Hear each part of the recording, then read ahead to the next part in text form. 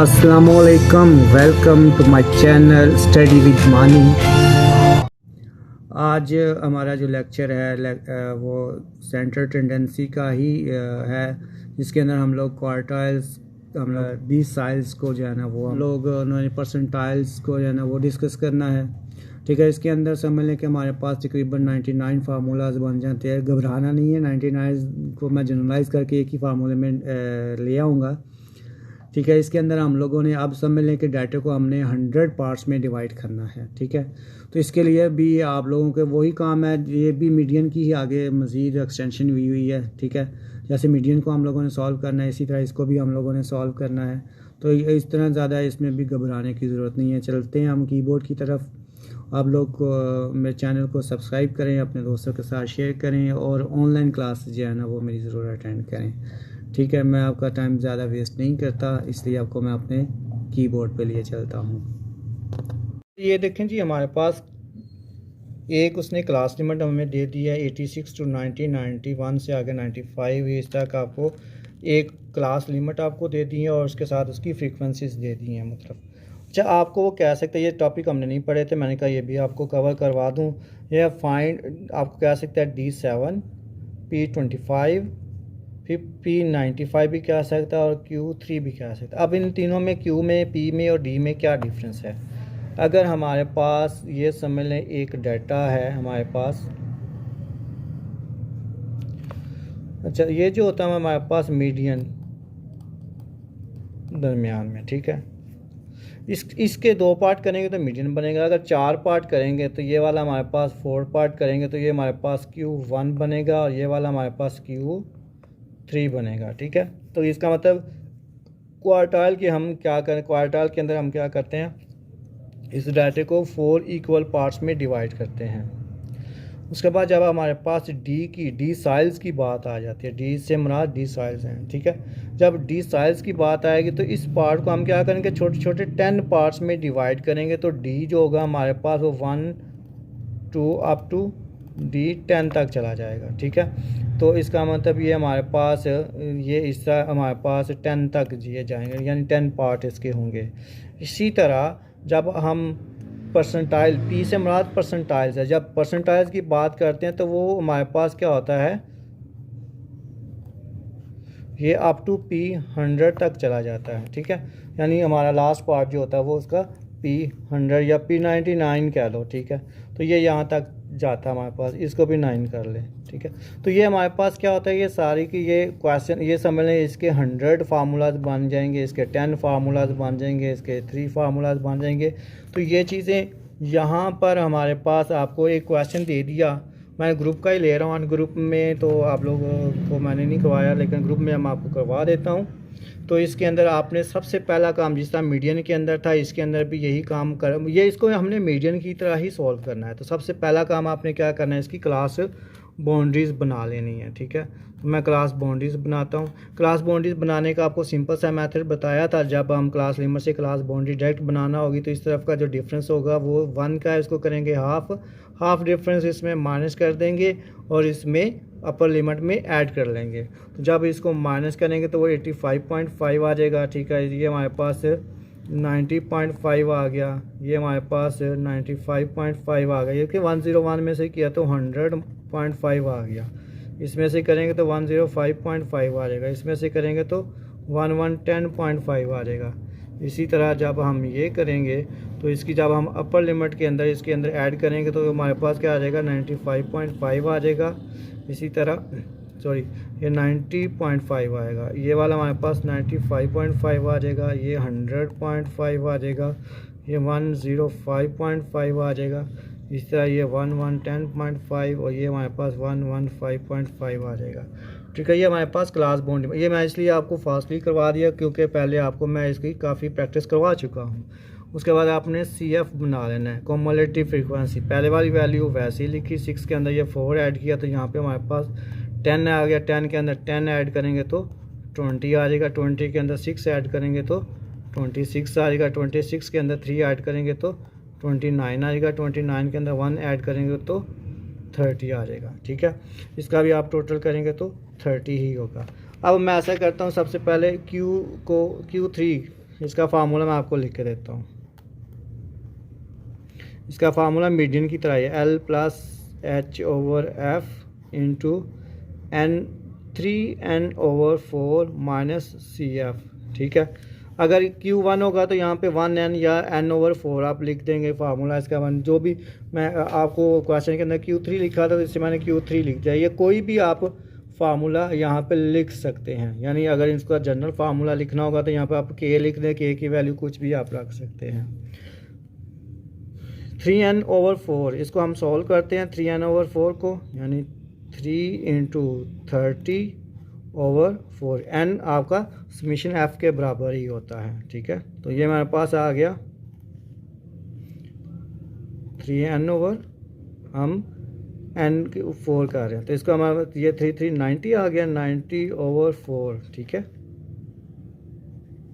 ये हमारे पास है, इसको हम डिवाइड कर, ये हमारे पास आ गया 22.5। ठीक है, यानी ये 22.5। हमने क्या करना है, इस सी एफ के अंदर जाके देखना है कि 22.5 कहाँ पे आएगा, तो वो इस वैल्यू में आएगा, ये वाली वैल्यू में, ये वाली जो 26 वाली वैल्यू है उसमें आ जाएगा। ठीक है, हम क्या करेंगे, इसी का अब लोअर लिमिट यही वाली लेंगे, 100.5 प्लस एच का डिफरेंस 5 है, और जो हमारे पास f की जो वैल्यू आ रही है वो हमारे पास 6 आ रही है। ये हमने निकाल ली 22.5 माइनस यहाँ पे जो आपने सी एफ लेना वो ऊपर वाला लेना, तो ये हमारे पास क्या आ गया 20। इसको अब आप सॉल्व कर सकते हैं। ठीक है, तो इसको पहले हम सॉल्व कर लेते हैं, तो क्या आएगा 100 प्लस 5 प्लस ये हमारे पास आएगा 2.5 से मल्टीप्लाई होके 6 से डिवाइड होके ये हमारे पास आ जाएगा 2.083। ठीक है, इसको जब आप ऐड कर लेंगे तो ये हमारे पास आ जाएगा 102.583।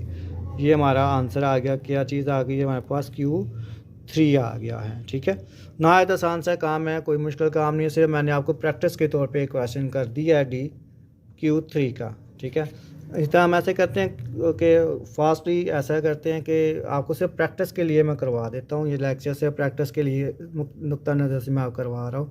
अब हम D7 कैलकुलेट करते हैं। अच्छा,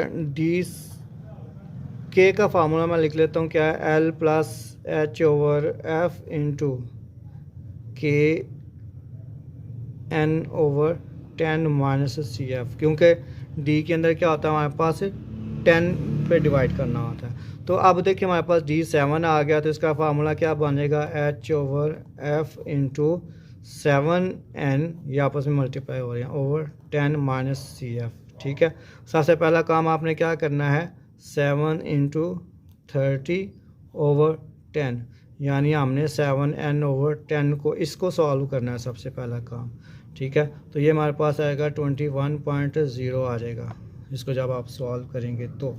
ठीक है, जब आप सॉल्व करेंगे 21 पॉइंट, तो ये देखिए 21 पॉइंट ये भी क्या आ रहा है, इसी में ही आ रहा है, तो यही हमारा ग्रुप जो होगा तो इसका मतलब L हमारा यही 100.5 आएगा, F की जगह पे 6 आएगा, H की जगह पर 5 आएगा। तो यहाँ पे अगर हम देखें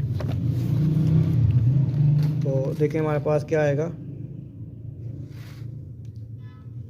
L की जगह पे 100.5 प्लस H की जगह पे हमारे पास 5, F की जगह पर हमारे पास 6, इसकी जगह पे हमारे पास आ गया 21.5 माइनस एक उससे ऊपर वाली ही वैल्यू आएगी, वो हमारे पास क्या आ जाएगी, 20 आ जाएगी। ठीक है, तो इसका मतलब ये हुआ, अच्छा ये 0 है, सॉरी 5 मैंने लिख दिया, तो इसका मतलब ये हमारे पास क्या आ गया 100.5 प्लस इसको किया 1 नहीं आया, 1 इसके साथ मल्टीप्लाई हुआ, तो ये आएगा 6/5 को आप करेंगे।